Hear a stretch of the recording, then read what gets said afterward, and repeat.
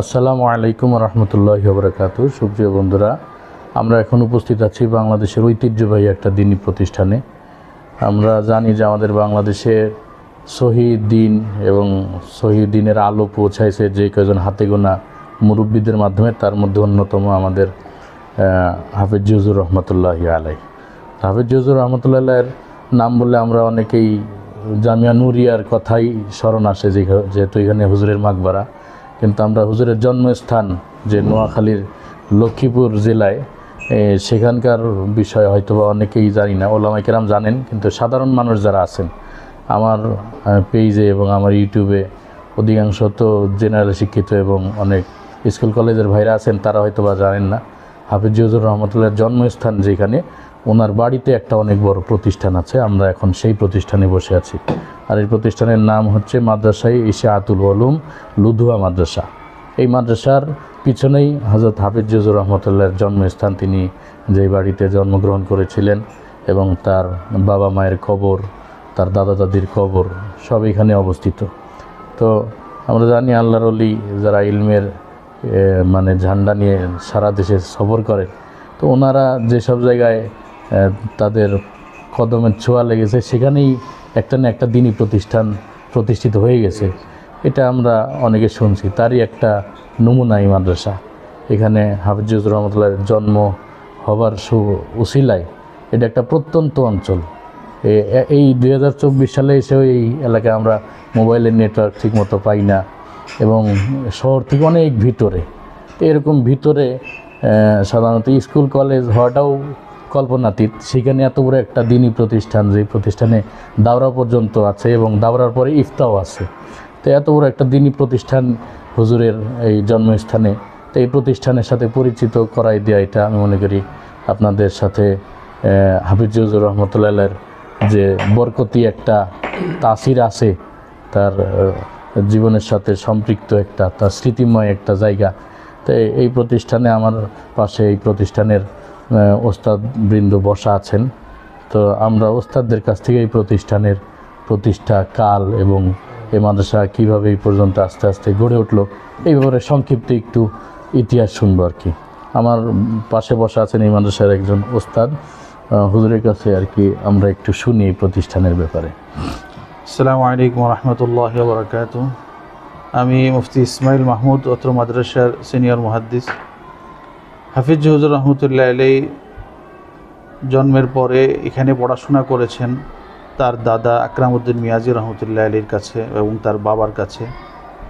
এরপরে তিনি দেশেও কিছু পড়াশোনা করেছেন, পানিপথে পড়াশোনা করেছেন ইন্ডিয়াতে। এরপরে দীর্ঘ সময় তিনি ঢাকাতে খেদমত করেছেন, ব্রাহ্মণবাড়িয়া করেছেন, বাগেরহাটও কিছু সময় করেছেন।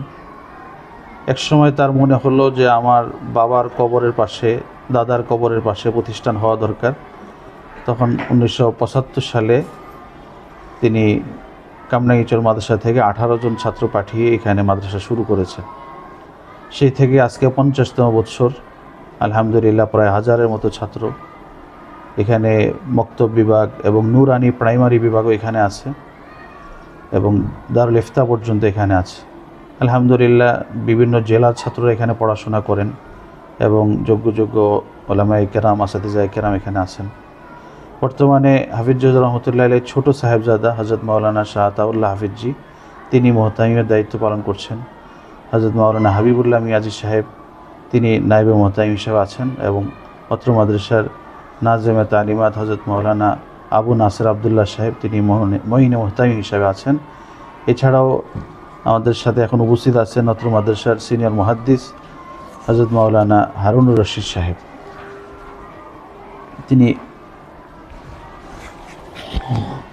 তিনি কিছু কথা বলেন। জি, আলহামদুলিল্লাহ ভাই আসছেন, আপনাকে ধন্যবাদ জানাই, মোবারকবাদ জানাই। আমাদের প্রতিষ্ঠানের খোঁজ খবর নিয়েছেন, দেখেছেন, আলহামদুলিল্লাহ আপনি এতে অনেক খুশি হয়েছেন, আনন্দ প্রকাশ করেছেন।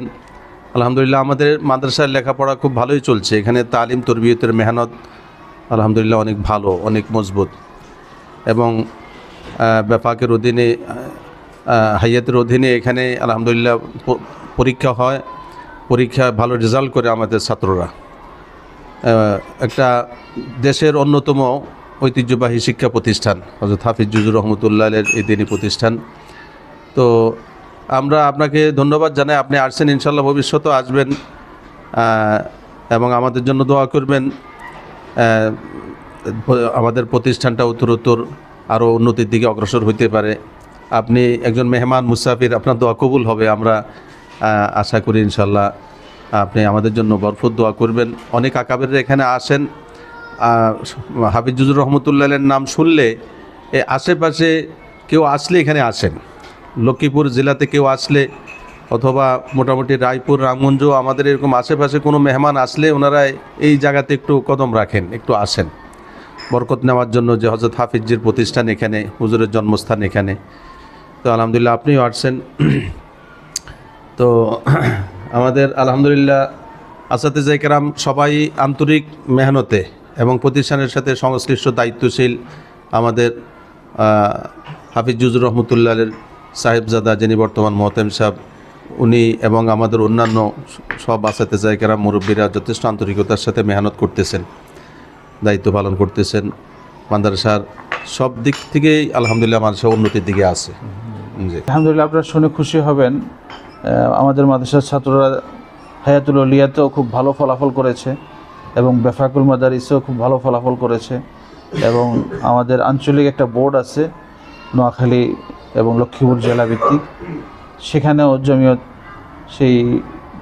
সেখান থেকেও আলহামদুলিল্লাহ ছাত্ররা ভালো পুরস্কৃত হয়েছেন।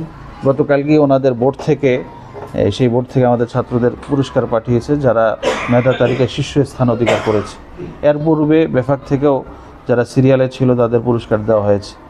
এবং আমাদের লক্ষ্মীপুর জেলা আলোর দিশারি ফাউন্ডেশন তারাও আমাদের ছাত্রদের মধ্যে যারা বোর্ডে, বেফাকে, হায়াতুল আউলিয়ায় এবং জমিয়তে ভালো নাম্বার করেছে তাদেরকে পুরস্কৃত করেছে।